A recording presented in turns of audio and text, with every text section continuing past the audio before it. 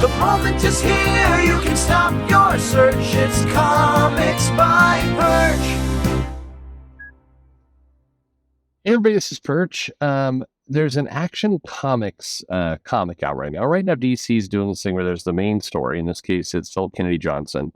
And there's been this story of Natala that's pretty amazing. Actually, it's really good. Cyborg Superman just entered the picture. He's doing a really good job. It feels like Superman. They're doing a good job of kind of, exploring kind of the interaction with the bigger Superman family. I'll say on the record, I'm turning out to be not a fan. I was when I first heard it, but as it's rolling out, I'm less of a fan of the idea of Superman, the extended family, all in a comic book. And I only say that because we've got the Bat family, the Flash family. I'm like, for Christ's sake, we got too many families in these books. But Philip Kennedy Johnson is doing a very effective job of still making the book about Superman. It still feels like Superman, even though there's a bunch of guest stars in it. And I guess in that sense, Batman usually does too. It's just you got this giant cast around them. But he's doing a good job with the kids. And I don't know if it's because when we interviewed Philip Kennedy Johnson, he talked about his son and kind of how he views Superman and kind of the parenthood and all the rest. He gets it. You could tell like this is somebody who understands family and relationships and children, and it's crazy. It's weird. You could tell the writing. But there's been backup stories. Leah Williams did a backup story with Power Girl that led into the new Power Girl title, which is not going to last very long. And then, more recently, we've got the past tales from the Convergence world of Superman and John Kent when he was very young going on. And then in this latest one, we've got a new backup story featuring Steel. And so here's where I want to say right off the bat, I feel bad about everything I'm about to do. Okay, just full stop.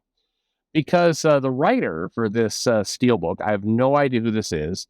As far as I can tell, he has very little comic writing experience. I'm not saying that as a negative. Look, I think I hear a lot of people say, like, these people have no comic writing experience. Yes, that's true. On the other hand, a lot of the people with lots of experience are doing a terrible job in some cases. So, you know what? I bring on the people with no experience. That's kind of where I'm at the moment. Let's see some new talent. I'm all for it. So this is Dorado Quick is a gentleman's name. And this is an artist. And it is, he's a writer and creative director. He was a DC Comics milestone talent. And he has a quote here, which is quite inspiring. I can do all things, so can you. And then there's a website, DoradoQuickWrites.com. Okay, so this is this writer who did this Steel story. And it's a backup. It's the second backup. There's a main story and then two backups. This is the second one. It's a basic story about Steel. I mean, there's nothing really, intentional that goes on here. It's, Steel is fighting Amalgam. And it's kind of the purpose of the story. If you're looking at it like a structure standpoint, is Steel is fighting a fairly B-list villain. He's John Henry Irons. It recounts how he became a superhero, kind of the inspiration of Superman, when he take that mantle, the mutual respect that was formed. And, it harkens back to that, the four Supermen during the Death of Superman storyline, where you had these, Steel, and Steel never pretended to be Superman. There was a clone of Superman you weren't sure what was going on, the Cyborg Superman, and then you had the Eradicator Superman. Like, which one is the true Superman? None of them were. Which was fine in that storyline, but Steel never pretended to be. So Steel was always just Steel. And that was, I think there's a lot you could do with this character. The John Henry Irons character is inspirational in his own way. He has his own thing going on. And it's good. It's like, you could do a lot with this character. And you want to do a lot with this character because one of the cool parts about the John Henry Irons story is that he's overcome, adversity. They didn't do a lot back when the character was out of combating racism or any of that kind of stuff. He went out and he's like, I want to be Superman inspired me, and I'm going to be an inspiring hero. And that was kind of the story of Steel. And it just worked. The character was good. I always felt like DC dropped the ball in several areas, because I think they had themselves a character that was actually unique, who was starting to carve out kind of his own destiny, who was an inventor. Keep in mind, this is the like the early 90s. And this was, it was minorly rare for them to have a black superhero who was kind of a scientist, inventor, super smart, also, just heroic and all those things. And I think, it was more unique. Today, the comic publishers feel like they're terrified to have a truly African American or black villain. They have to, like, there has to be a backstory, it has to be a way, like, oh, he's only this way because this and this and this and this, these 15 things and whatever else it happens to be. And, in this case, there's none of that. It was John Henry Irons, just a superhero. So they have this backup story, and I'm not lying and saying like the Steel is my number one character, nothing like that, but I do like the character.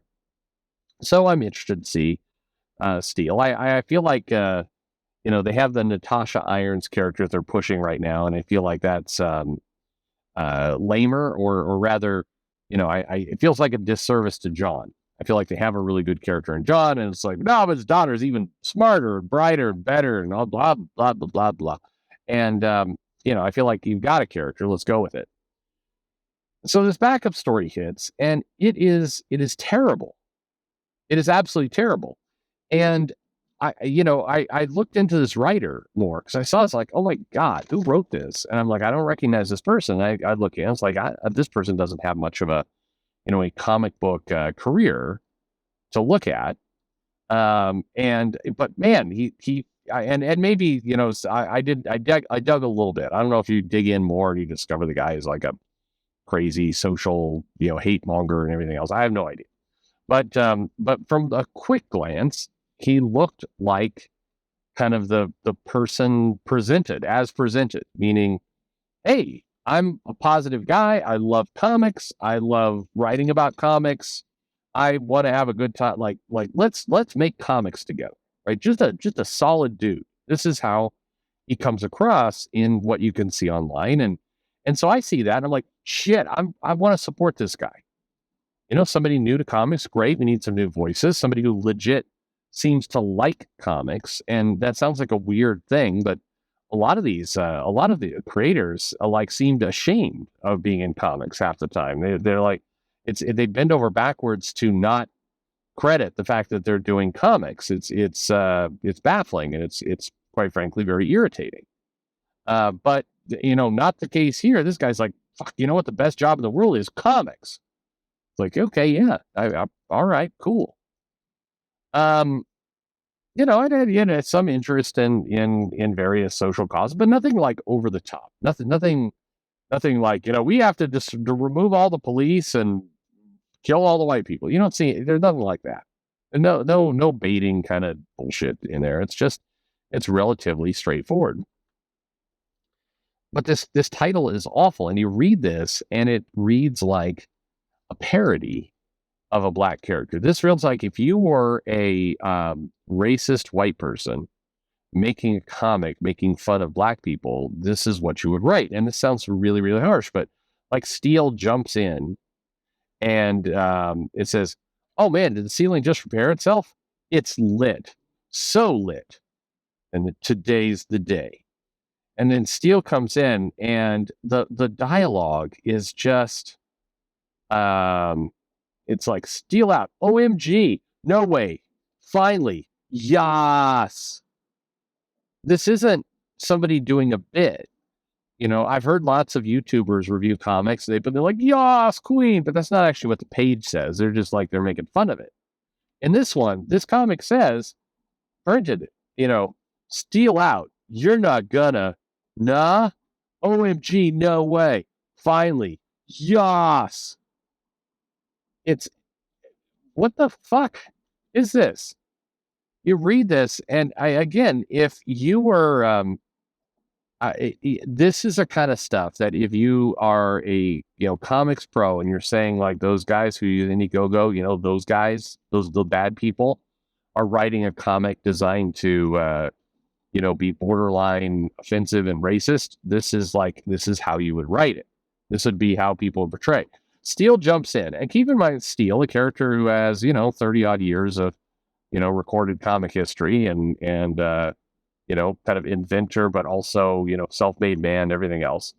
He jumps into action, brother. I don't know who you are or what you want, but you picked the wrong one on the wrong day.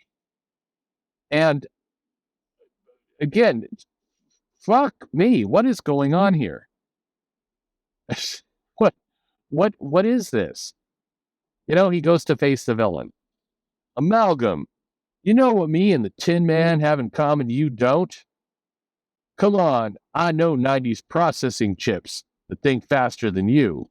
I said, this is awful. And again, this guy, I want to support this guy. This guy seems really cool. And so where I get to is, who the fuck, where was the editor on this? That's where you come to, because, one of the jobs of an editor is to look at this stuff and go, hey, okay, you got it. Because, by the way, if you take a giant step back and you ignore the dialogue, which is very bad, the story is a pretty decent, relatively straightforward, story. Steele, has not been superheroing much lately. He's been back to inventing, kind of getting Steelworks up and running and, trying to build his business. Again, self-made man. Okay, they get the character. And then he's going to go do something. He's going to go give a little speech. And a supervillain's there, and he goes to tackle him, and he's a little rusty, so he gets his ass kicked for a while. And then he's got to, he remembers why he became Steel in the first place. He kind of remembers the inspiration of Superman and how he used it to forge his own life. And then he kind of recovers, kicks the shit out of the villain, shows up, and it's like, yas, queen. And then the comic is over. And again, this isn't, Alan Moore's Watchmen 2, but in terms of a story structure, it's, superhero trying to ride back on the scene, isn't full-time superhero anymore, fails a little bit, remembers his inspiration, rises to the occasion, wins, saves the day. Okay, no problem with that. The basics are fine here. But the dialogue is insulting to the character so much that it starts to subtract the good work that the writer is doing. And this is exactly the point where an editor would come and go, hey, I got a couple notes. Okay. Your character and Natasha Irons and the people involved, this is not how they sound, as this is not how the character, this is not the personality here. And people are going to think you're a white guy from Georgia, with someone who has never met if you're living in Georgia, obviously you are, but you're a white person who's never met a black person, and their only knowledge of kind of African American culture is the film Scary Movie. Like that is the extent of understanding, African American culture, and that's what you got here. So your characters can't talk like this. So what we're going to do is we're going to shape it up a little bit. We're going to make it sound a little bit more authentic to the character, both John and Natasha. And otherwise, but your story structure is good here. We're gonna make the wording a little bit. We're just gonna fix it up. That's what an editor is supposed to do. So then I look at this, and now this is where you overthink it a little bit. And you're like, okay, did the editor not like the writer? Because no good editor would allow this to happen. No good editor would kind of look at this comic and say, no, that's okay. We'll just let this happen. It's fine.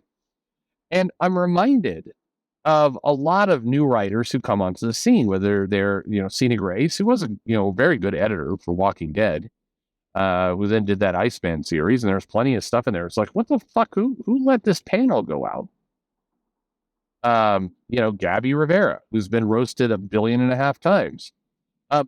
Yes, by the way, I'm not absolving the writers here, and it's easier with Gabby because Gabby's out there on Twitter like, fuck all the fans, and here's my comic. So you don't feel that desire to kind of want to help the person. Unlike this writer who's like, man, I love comics. Like, okay, you know what? I understand it's a low bar. I've heard a couple of videos. I mentioned that Charlie Jane Andrews right now is a very positive person to comics. She does videos talking about how much she loves comics. Now, the comics aren't particularly good, but, I've heard some people make the comment of like, you don't get any points for being nice. For me, it do. Because at the end of the day, comics and the people who create comics, this is a kind of, barter or buy and sell system where, haven't we all been talking for years that the creators need to be nicer to the fans and they need to have that, in addition to just writing a good comic, they also have to have good, bedside manner, for lack of a better word. They need to kind of engage and try and be positive about the books. Yeah, that does give me some points. Not enough to make up for a bad comic. Don't get me wrong. I don't say that, like, if the comic is terrible, then my take is you're a really nice person. You need a good editor. You need to work on, writing a comic. This comic is not enjoyable. It's not written well. It's bad, but I am motivated to help you because you're not a dick. I am motivated to want to see you get better. And as a lot of people, and I know there are people in the I'm sure there are people in the comments who will come in and say this. It's like, yeah, but there's a lot of great comic writers out there. Yeah, I'm sure there are, but are willing to take Marvel and DC's rates? Maybe. Look, I'm sure there are better talent out there right now, but you got to start like looking at the world as a sensible person and going, you know what? I just want to see good people writing comics. And then if they're not, if they need to improve, I'm interested in giving them the time and giving them support. When I say giving them support, I mean good editorial, good coaches, everything else to help them get better.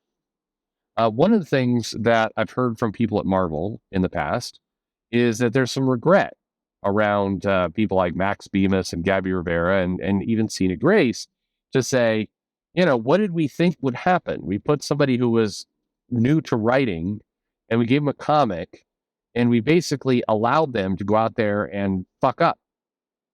And this is one of those cases where maybe the comic industry needs to change, that you put new writers with experienced writers so, they can learn the craft a little bit. They don't go out and just do something stupid.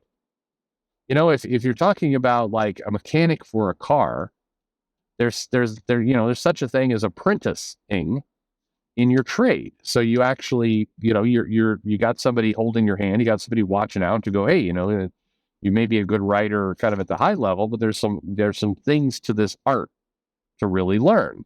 And so rather than just putting kind of, novice writers and throwing them into the deep end for a consumer product that's intending to sell, tens of thousands or 100,000 copies, we should actually try and protect the people by partnering them up with an established writer.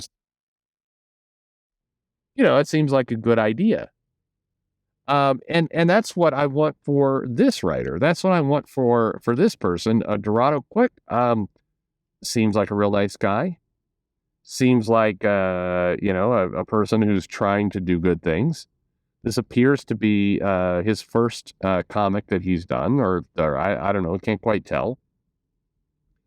But this is setting him up for failure. Can he get better? I don't know.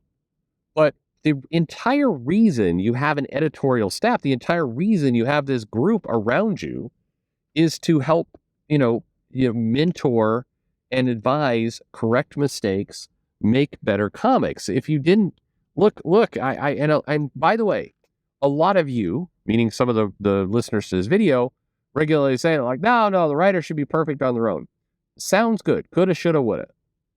But why the fuck do we need editors at all if our expectation is that the writers are just going to be perfect? This is a job. This is a job with meaning. It needs to actually have meaning. And so I look at a lot of it. I look at this stuff and I'm like, you know what? It's unacceptable that you got these new talents who may or may not be good. Over time, but don't expose them with this story that is. This guy is not going to get regular work.